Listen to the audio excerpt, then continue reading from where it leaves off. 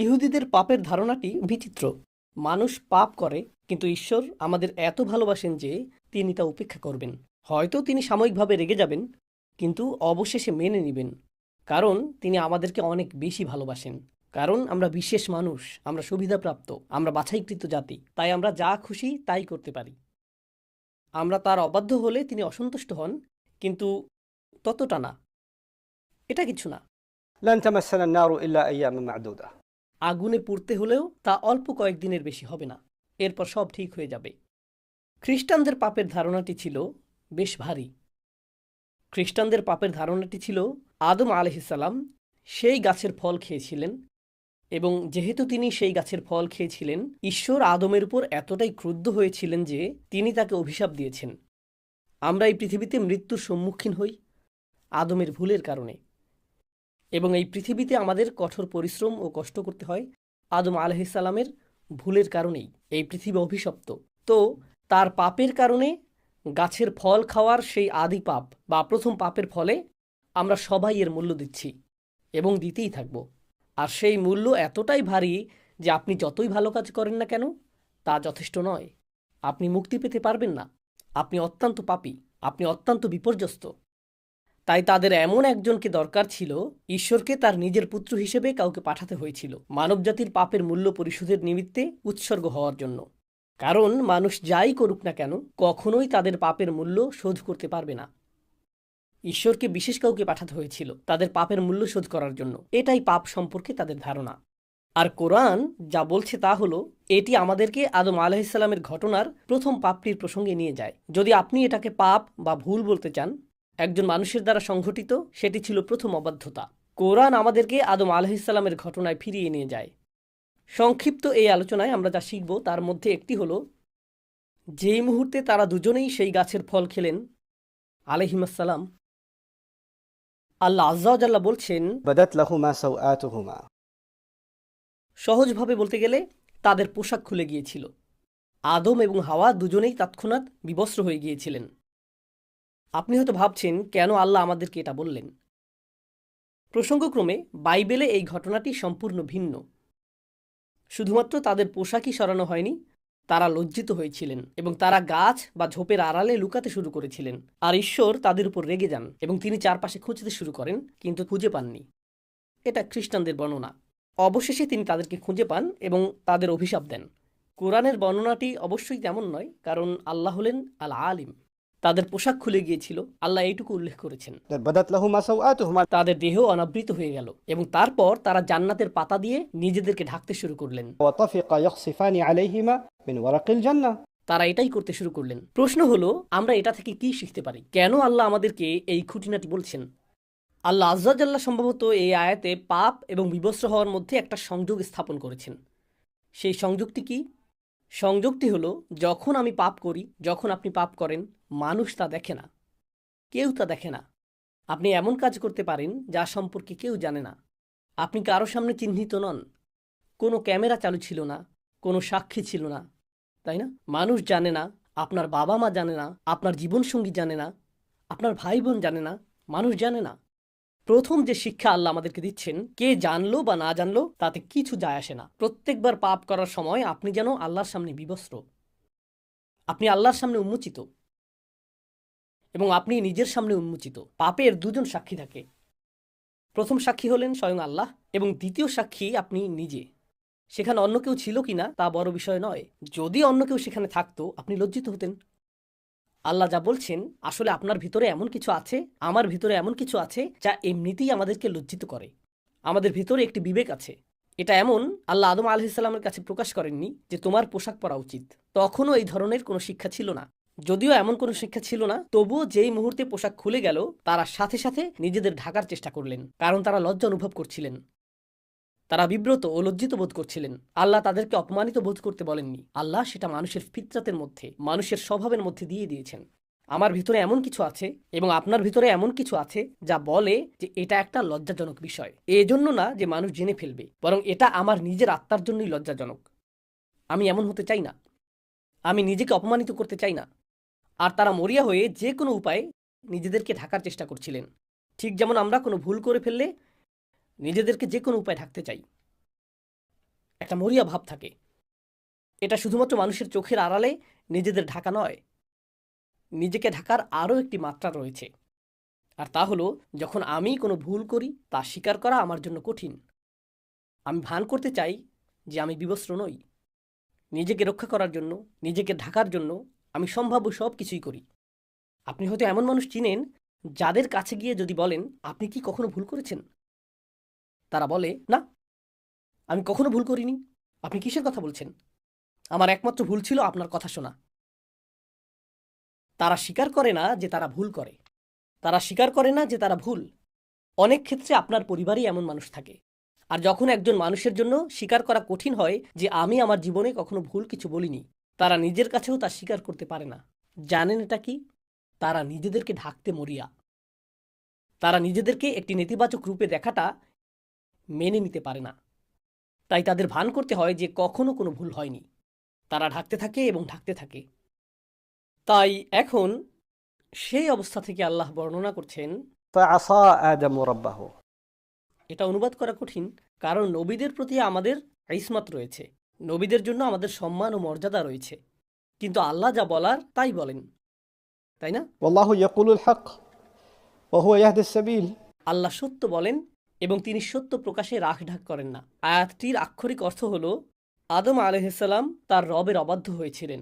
আয়াতটি এটাই বলছে। فعصى آدم ربه فعصى آدم ربه। এখন এই ইসিয়ানের বিষয়টি, যেটিকে আমরা অবাধ্যতা হিসেবে অনুবাদ করছি, তা আসলে আসা বিশেষ্য থেকে এসেছে।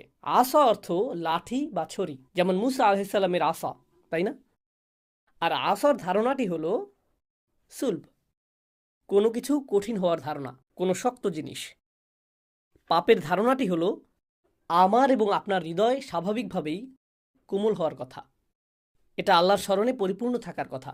আল্লাহ এভাবেই আমাদেরকে তৈরি করেছেন। আর যখন কোনো পাপ সংঘটিত হয় এবং তা উন্মোচিত হয়, সাথে সাথেই হৃদয় বলে, তোমার ভুল ঢেকে ফেলো, তোমার ভুল ঢেকে ফেলো, প্রতিক্রিয়া দেখাও। তাই যে মুহূর্তে আমি পাপ করতে যাচ্ছি, সেই মুহূর্তে ক্ষণিকের জন্য আমার হৃদয় কঠিন হয়ে যায়, শক্ত হয়ে যায়। আর আমি নিজেকে বলি, আমি জানি এটা ভুল, কিন্তু এটা আমি করবই, আমি পরোয়া করি না। এটা নিয়ে ভাবা বন্ধ করো, শুধু এগিয়ে যাও, শুধু সামনে চলো। এবং আপনি আপনার ভেতরের ভালোটিকে স্তব্ধ করে রাখেন এবং নিজের বিরুদ্ধে কঠোরতা দেখান। পাপ কাজে লিপ্ত হতে আপনি নিজের বিরুদ্ধে কঠোর হয়ে ওঠেন। ঠিক সেই মুহূর্তে, স্থায়ীভাবে নয়, অন্তত সেই মুহূর্তে। তারপর আল্লাহ শুধু এই পর্যন্ত বলে ছেড়ে দেননি যে আদম তার অবাধ্য হয়েছিলেন। তারপর তিনি তওবা করেছিলেন এবং আল্লাহ তাকে ক্ষমা করেছিলেন। আমরা ঘটনাটি জানি, কিন্তু আল্লাহ আরও একটি শব্দ যোগ করেছেন। তিনি বলেছেন, فغوى فغوى وعصى آدم ربه فغوى তারপর। ثم اجتباه ربه فتاب عليه وهدى। তো গওয়া শব্দটি এখানে কি করছে? গওয়া শব্দটির সহজ অনুবাদ হলো তিনি পথ হারিয়েছিলেন বা পথভ্রষ্ট হয়েছিলেন। কিন্তু আরবিতে গাই অর্থ হলো ضل عن المطلوب। যখন একজন ব্যক্তি তার পথ হারিয়ে ফেলে, তার কোথাও যাওয়ার কথা ছিল কিন্তু সে অন্য পথে চলে গিয়েছে। আদম আলাইহিসসালাম যখন সেই ভুলটি করেন, তিনি এক মুহূর্তের জন্য অনুভব করেন, এখন আমি কি করব, আমার কি করা উচিত। প্রসঙ্গত, তিনি প্রথম মানুষ এবং কোনো মানুষের দ্বারা সংঘটিত এটাই প্রথম ভুল। আল্লাহ তখনও নাজিল করেননি যে ভুল করলে ইস্তিগফার করো, তাওবা করো, ভুল করলে আল্লাহর দিকে ফিরে এসো, ভুল করলে এই জিকির করো। যখন তুমি ভুল করো, এর পুনরাবৃত্তি করো না। আল্লাহর কাছে প্রতিজ্ঞা করো তুমি আর ভুলটি পুনরাবৃত্তি করবে না। যখন তুমি ভুল করবে, শুধু মনে রাখবে আল্লাহ আল গফুর আর রহিম। চিন্তা করো না। এর কোনো কিছুই তখনও নাজিল হয়নি। তিনি এর কিছুই জানেন না। আমরা জানি যে আল্লাহ এই বিষয়গুলো নাজিল করেছেন, কিন্তু তার কোনো ধারণাই নেই। তিনি শুধু এটুকুই জানেন যে তিনি জান্নাতে প্রবেশের আগে ইবলিসকে দেখেছিলেন। তিনি পুরো ঘটনাটি দেখেছিলেন। তিনি দেখেছিলেন আল্লাহ হুমকি দিচ্ছেন, আদমের সন্তানদের মধ্যে যারা ইবলিসের অনুসরণ করবে, আমি তাদের দিয়ে জাহান্নাম পূর্ণ করব। তিনি শুধু এটুকুই জানেন, তিনি আর কিছু জানেন না। তারপর তিনি শুধু এটুকুই জানেন যে আল্লাহ তাকে জান্নাতে রাখার সময় বলেছেন, এই গাছের কাছেও যেও না, শয়তানের অনুসরণ করো না। আর যদি তুমি তা করো, তাহলে তুমি ব্যর্থ এবং পথভ্রষ্ট হবে। তিনি শুধু এটুকুই জানেন। তাই যেই মুহূর্তে তিনি পাপ করেছিলেন, তিনি জানতেন না আল্লাহ তাকে কিভাবে দেখবেন। আমি কি একজন ব্যর্থ মানুষ? আমার অবস্থান কি এখন ইবলিসের মতোই? আমি কি প্রত্যাখ্যাত? আমি কি পুরোপুরি ব্যর্থ হয়েছি? আমি কি জীবনে ব্যর্থ? এখান থেকে ফেরার কি কোনো পথ নেই? আল্লাহ কি আমার সাথে আর কখনো কথা বলবেন? গোটা জান্নাত আমার কাছে ছিল, শুধু একটি গাছ থেকেই দূরে থাকার কথা ছিল, আর আমি সেই একটি গাছ থেকেই দূরে থাকতে পারলাম না। এটা তো কঠিন নির্দেশনাও ছিল না। আমি কিভাবেই ফাঁদে পড়লাম? আমি নিজের সাথে এটা কিভাবে করতে পারলাম? তিনি নিজের উপর রাগান্বিত। তিনি জানেন না নিজের সাথে কি করবেন। যেখানে থাকার কথা ছিল তিনি সেখান থেকে হারিয়ে গেছেন। আমার কোথায় যাওয়ার কথা? পোশাকটি কি কখনো ফিরে আসবে? আমি কি এই পাতা পরেই থাকবো? আল্লাহ আমাকে কি বলবেন? এখানে উদ্বেগ রয়েছে, ভয় রয়েছে, রয়েছে আত্মবিচার, রয়েছে লজ্জা, রয়েছে অপরাধবোধ, রয়েছে অনুশোচনা। আল্লাহ আমাদের শেখাচ্ছেন, কারণ সেই পাপটি আপনাদের প্রত্যেকের জন্য, আমার নিজের জন্য এবং আমার পরিবারের প্রত্যেক সদস্যের জন্য। প্রত্যেকবার পাপ করার সময় একটি শিক্ষা হওয়া উচিত। এখন আমি কি করব? আমার কি করার কথা? আল্লাহ এখন আমাকে কিভাবে দেখবেন? আমি তো ভালো ছিলাম। আল্লাহ আমাকে সম্মান দিয়েছেন। আল্লাহ আমাকে ইসলাম দিয়েছেন। আল্লাহ আমাকে হজ করার সামর্থ্য দিয়েছেন। আল্লাহ আমাকে উমরা করার সামর্থ্য দিয়েছেন। আমি কিভাবে এই ভুল করলাম? আদম আলাইহিসসালামের কথা ভাবুন। আল্লাহ আমাকে এত সম্মান দিয়েছেন, সমস্ত ফেরেশতারা সিজদা করেছিল। আল্লাহ আমাকে জান্নাতে একটি স্থান দিয়েছেন। আল্লাহ আমাকে আমার জীবনসঙ্গী দিয়েছেন। আল্লাহ আমাকে এই সমস্ত রিজিক দিয়েছেন। আমি কিভাবে আল্লাহর অবাধ্য হলাম? আমি কিভাবে তা করতে পারলাম? এটাই গাই। গাই শব্দটির আরেকটি অর্থ হলো فصد عن العيش عليه العيش. আল ফাসাদ আলাইহিল আইশ। এর অর্থ কোনো ব্যক্তি আর স্বস্তিপূর্ণ জীবনযাপন করছে না। তার পাপ শুধু পাপেই সীমাবদ্ধ নয়, সে আর নিজের সাথেই থাকতে পারছে না। সে গভীর অস্বস্তির মধ্যে রয়েছে। সে স্বস্তি খুঁজে পাচ্ছে না। প্রকৃতপক্ষে গাই শব্দটি এক্ষেত্রেও ব্যবহৃত হয় যখন শিশুকে দুধ দেওয়া হয় এবং কখনো কখনো তার পেট গ্যাসে পূর্ণ ও শক্ত হয়ে যায় এবং সে ব্যথায় কাঁদতে শুরু করে, কারণ সে ঠিকমতো দুধ হজম করতে পারছে না। আর যখন আপনার পেটের সমস্যার কারণে গ্যাস বা ডায়রিয়া বা বমি হয়, অর্থাৎ গ্যাস্ট্রোনমিক্যাল সমস্যা হয়, সেটাকেও আসলে বেগওয়াত বলা হয়। আরবিতে এটাকেও গাই বলা হয়। আল্লাহ যেন বলছেন যে যখন সে এই ভুলটি করে তার ভেতরে কোনো একটি অস্বস্তি তৈরি হয় আর তার ভেতরে কোনো একটা অশান্তি সৃষ্টি হয়। সে নিজের সাথেই সহজ হতে পারে না। فإن له معيشة ضنكا. একই সূরায় এসেছে যে আল্লাহ ও তার রাসূলের অবাধ্য হবে, সে একটি অস্বস্তিকর, সংকুচিত, সীমাবদ্ধ জীবনযাপন করবে। পাপ দেখতে ভালো, এটা আকর্ষণীয়, কিন্তু একবার আপনি তা করে ফেললে একটি অসুস্থতা বোধ চলে আসে। ঠিক যেমন মানুষ মাতাল হলে পরের দিন অসুস্থতা দেখা দেয়, একই সাথে পরিণতিও আসে। এটাই ফিতরা যা আল্লাহ সৃষ্টি করেছেন। যে কোনো বিষাক্ত জিনিস, আপনি হয়তো কোনো এক মুহূর্তে কোনো মাদক বা অ্যালকোহল বা অন্য কিছু থেকে এক ধরনের উন্মাদনা পেতে পারেন, অথবা জুয়া বা অন্য কিছু থেকে আপনি উত্তেজনা পেতে পারেন, কিন্তু এর প্রভাব কেটে যাওয়ার পর দেখতে পান যে আপনি এখন ঋণী। মানুষ আপনাকে খুঁজে বেড়াচ্ছে, আর আপনি আপনার পরিবারকেও ধ্বংস করে দিয়েছেন। এমন একজনের সাথে আমার সাক্ষাৎ হয়েছিল যার মদ্যপানের অভ্যাস ছিল। সে বলল, আমি মদ্যপান ছেড়ে দিয়েছি। কেন? কারণ একদিন সকালে আমি ঘুম থেকে উঠে দেখি আমার হাতে রক্তমাখা, আর আমি জানতামও না এটা কার রক্ত। রাস্তা দিয়ে হাঁটার সময় যে লোকটি আসছে, এটা কি সেই লোক যাকে আমি মেরেছিলাম? এখন কি সে আমাকে মেরে ফেলবে? তাই আমি সারাদিন ভয়ে ভয়ে ঘুরে বেড়াতাম, কারণ আমি জানি না কাকে আমি মেরেছিলাম। সুবহানাল্লাহ। তারা এর মধ্যেই বাস করে। আপনি একটি পাপ করেন এবং এর সাথে আসে এক অস্বস্তিকর জীবন, এর সাথে আসে এই অস্থিরতা। আদম আলাইহিসসালাম এই অস্থিরতার মধ্যেই ছিলেন। এটা বোঝা জরুরি, কারণ যখন আপনি সেই অস্থিরতার মধ্যে থাকেন এবং আপনি পথ হারিয়ে ফেলেন, তখন আপনার মনে হয় আপনার আশা শেষ। নিজেকে মুক্ত করার জন্য আপনার কিছুই করার নেই, যা আসলে একটি খ্রিস্টান ধারণা। আদম সেই ফল খেয়েছিলেন, তা আমি আপনাদের আগেই বলেছিলাম। তার মুক্তি এখন অসম্ভব। এর সংশোধনের জন্য তার কিছুই করার নেই। আপনি যতই ভালো কাজ করুন না কেন, আপনি সব কিছু নষ্ট করে ফেলেছেন। আপনি যতই প্রার্থনা করুন, যতই দান করুন, যতই তওবা করুন, আমি জানি আপনি আসলে কি।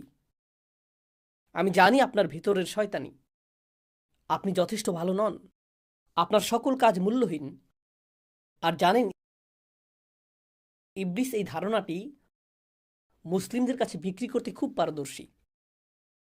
ঠিক গতকাল একজনের সাথে আমার সাক্ষাৎ হয়েছে, যে আমাকে বলেছে, আমি কোরআন তেলাওয়াত করি, আমি ইবাদত করি, আমার মনে হয় আমি আল্লাহর সাথে সংযুক্ত নই। এর কোনো কিছুই কোনো কাজে আসছে না। আপনার কি মনে হয় এই ধারণাটি কোথা থেকে এসেছে? সে এমনকি বলেছে, আমি অন্য মানুষকে দেখি, তারা কোরআন তেলাওয়াত করে, তারা ইবাদত করে, তারা আমার চেয়ে অনেক বেশি ভালো কাজ করে।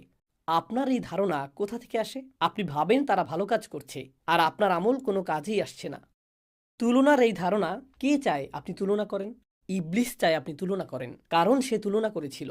ইবলিস চায় আপনি ভাবুন আপনি যাই করেন তা যথেষ্ট নয়, কারণ তার উদ্দেশ্য হলো আপনাকে বিশ্বাস করানো যে আপনি যথেষ্ট ভালো নন। আপনি এতটাই ভালো যে সমস্ত ফেরেশতারা সিজদা করেছিল। কিন্তু ইবলিসের কাজ হলো আপনাকে বোঝানো আপনার কোনো কাজই আপনাকে মুক্তি দিতে পারে না। আপনি একটি ভুল করছেন আর আপনি শেষ।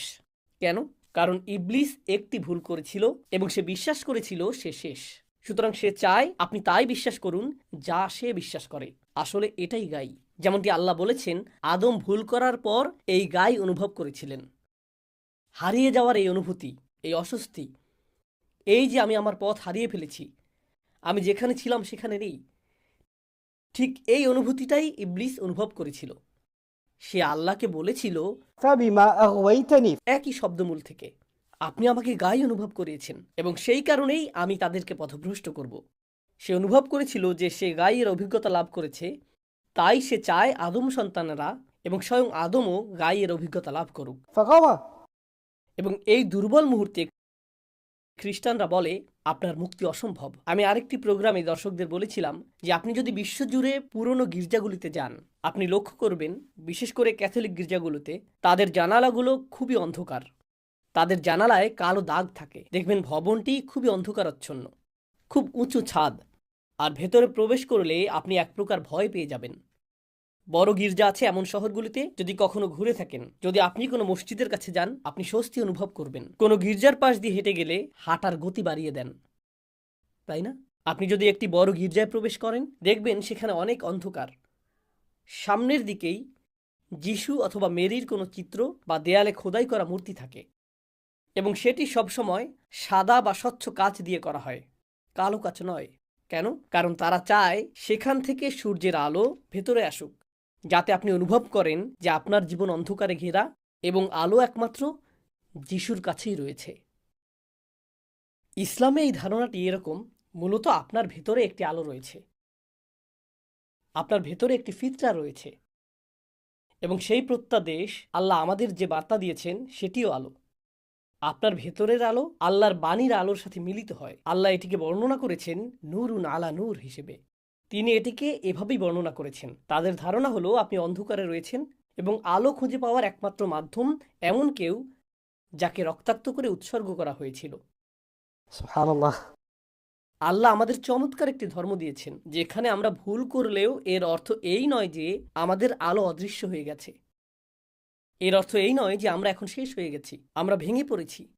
প্রকৃতপক্ষে সূরা নূরে যখন কেউ অনেক পাপ করে, আল্লাহ তার পাপকে এমন কারোর সাথে তুলনা করেছেন যে সমুদ্রের মধ্যে ডুবে যাচ্ছে অন্ধকার রাতে, ঝড়ের কবলে, আকাশে মেঘ আর পানিতে আলো প্রবাহের সমস্যা হলো আপনি যত গভীরে যাবেন তত অন্ধকার হতে থাকবে, তত অন্ধকার হতে থাকবে, তত অন্ধকার হতে থাকবে। এবং আপনি যখন সমুদ্রের গভীরে পৌঁছে যাবেন, সেখানে রয়েছে সুনামির ঢেউয়ের উপর ঢেউ, তাই না?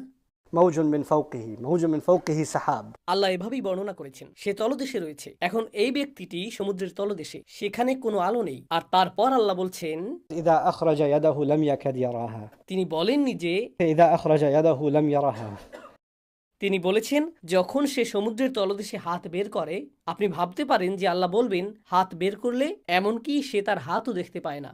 আল্লাহ বলছেন যখন সে হাত বের করে সে প্রায় তার হাত দেখতে পায় না, এমনকি তখনও সে তার হাত কিছুটা দেখতে পায়। দেখার জন্য আপনার আলো প্রয়োজন।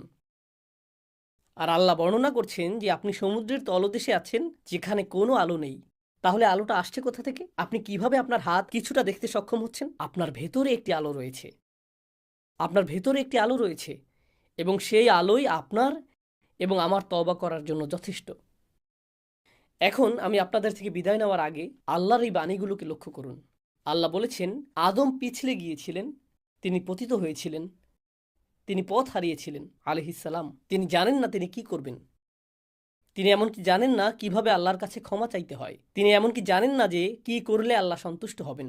আর আল্লাহ বলছেন فاجتباه ربه فتاب عليه وهدى ثم هدى তিনি বললেন ثم اجتباه ربه অতঃপর তার রব তাকে মনোনীত করলেন, তাকে বেছে নিলেন।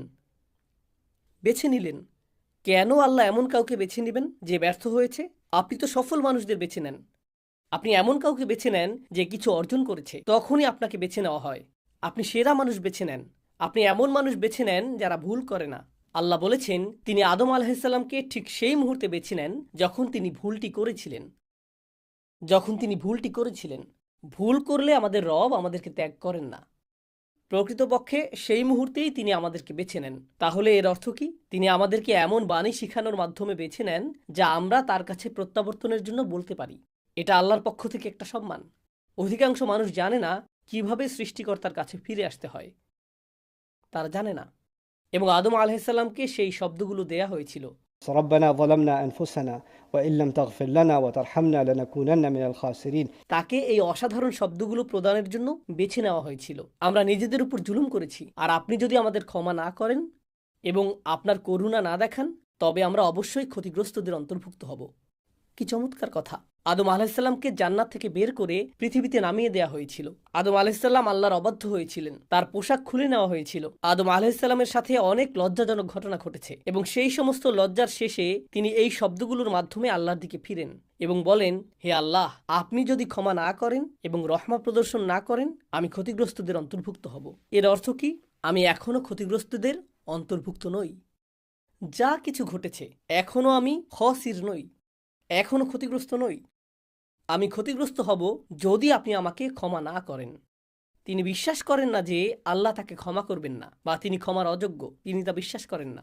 আল্লাহ তাকে এই শব্দগুলো দিয়েছেন এটা জানানোর জন্য যে তোমাকে ক্ষমা চাইতে হবে।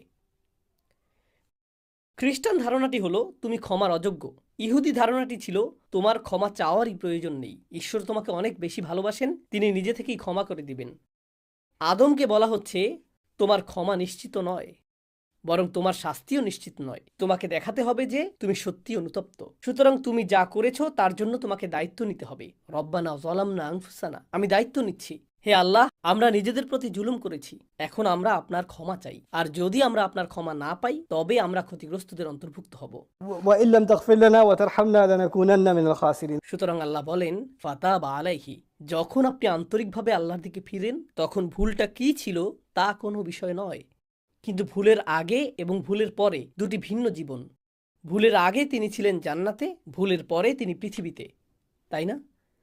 ভুলের আগে আপনি যা খুশি খেতে পারতেন, যেখানে খুশি যেতে পারতেন, إنك لا تظمأ فيها ولا تضحى। কোনো তৃষ্ণা নেই, ক্ষুধা নেই।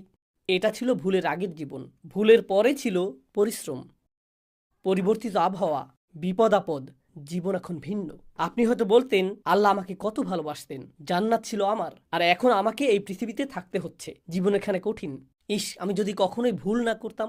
না না না না না না, আপনি অনুশোচনা নিয়ে পেছনে ফিরে তাকান না এবং বলেন না আমি পড়ে গিয়েছিলাম।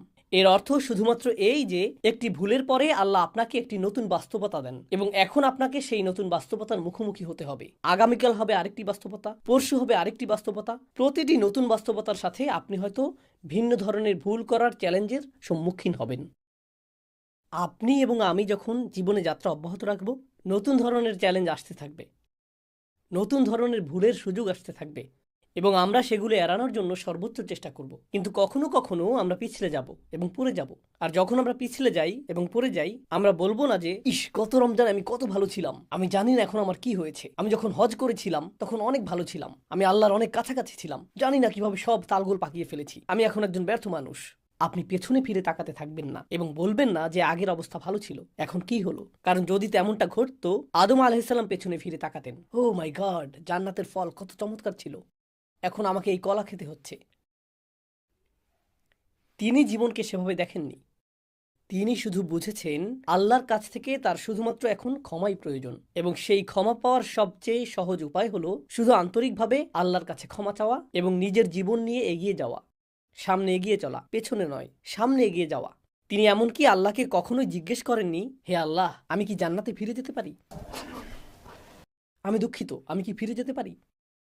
তিনি তা করেননি, কারণ আল্লাহ মানুষকে পেছনে যাওয়ার জন্য তৈরি করেননি, আল্লাহ মানুষকে সামনে যাওয়ার জন্য তৈরি করেছেন। আমরা এগিয়ে যাই, আমরা পেছনে যাই না। সুতরাং ওয়া ইল্লাম তাগফির লানা ওয়া তারহামনা লানাকুনান্না মিনাল খাসিরিন। যখন তিনি তওবা করলেন, আল্লাহ বলেন ফাতাবা আলাইহি, আল্লাহ তার তওবা কবুল করলেন। আল্লাহ বলেননি আমাকে তোমার এত কুরবানি এবং এত রক্ত এবং এত কিছু দিতে হবে। না না না না, কোনো জটিলতা নেই। যখন আপনি আল্লাহর কাছে ফিরে আসেন এবং ক্ষমা চান, এটুকুই যথেষ্ট, এটা যথেষ্ট, তওবা সম্পূর্ণ। এবং শুধু তাই নয়, এরপর আল্লাহ বলছেন ওয়াহাদা, তারপর আল্লাহ তাকে পথও দেখিয়েছেন। ঠিক আছে, তুমি যে ভুল করেছো আমরা এখন তা পার করে এসেছি, বরং এখন থেকে আমি তোমাকে তোমার জীবনযাপনের জন্য নির্দেশনা দিচ্ছি। এখন থেকে আমি তোমাকে সাহায্য করছি, আমি তোমাকে আবার উঠে দাঁড়াতে সাহায্য করছি। এটি এমনই চমৎকার ধর্ম যে যখন কোনো ব্যক্তির পদস্খলন ঘটে আল্লাহ তাকে বেছে নেন, فاجتباه ثم اجتباه ربه তারপর তিনি তার তওবা কবুল করেন। তিনি বলেন কোনো সমস্যা নেই। তিনি শুধু তার তওবাই কবুল করেন না, তিনি তাকে নতুন উচ্চতায় নিয়ে যান। يرفع الله الذين آمنوا منكم والذين أوتوا العلم درجات আল্লাহ তোমাদের মর্যাদা বৃদ্ধি করবেন। তোমাদের মর্যাদা বৃদ্ধি করার অর্থ কি? তোমরা আগে নিম্নতর মর্যাদায় ছিলে, তারপর তোমরা আরো উঁচুতে উঠবে। আপনি যদি ইতিমধ্যে উঁচুতে থাকেন তখন তো আর উপরে ওঠার প্রয়োজন নেই। উঁচুতে যাওয়ার জন্য আপনাকে নিচু কোনো স্থানে থাকতে হবে। তাই যখন আমরা ভুল করি আমরা আল্লাহর আরো নিকটবর্তী হওয়ার সুযোগ পাই।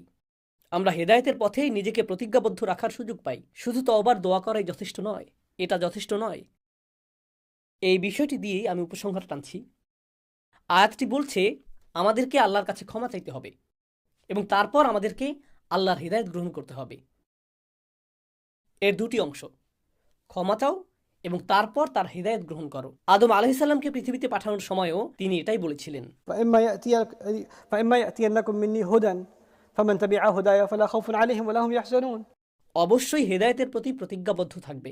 এই আয়াতেও তিনি তার তওবা কবুল করেছেন এবং তারপর তাকে হেদায়েত দিয়েছেন। অনেক মুসলিমের ক্ষেত্রে যা ঘটে তারা কোনো হেদায়েত ছাড়াই তওবার প্রতি আসক্ত হয়ে পড়ে। আমি পাপ করেছি, তাই এই বছর আমাকে উমরা করতে হবে। আচ্ছা, এটাই আপনার তওবা? দারুণ।